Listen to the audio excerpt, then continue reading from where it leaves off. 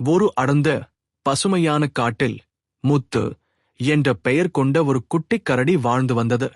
அது மிகவும் அன்பானது. எல்லோருடனும் பேச வேண்டும் என்ற ஆசை அதற்கு இருந்தது.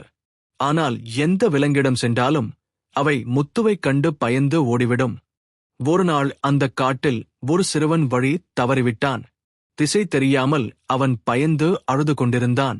அப்போது முத்து அவனை பார்த்து மென்மையாக, "ஏன் பயப்படுகிறாய்?" என்று கேட்டது. சிறுவன் அதிர்ச்சியுடன் பார்த்தான். கரடி பேசுகிறது. அவன் நடுங்கிய குரலில், "நான் வழி தவறிவிட்டேன். வீட்டுக்குப் போகத் தெரியவில்லை" என்று சொன்னான்.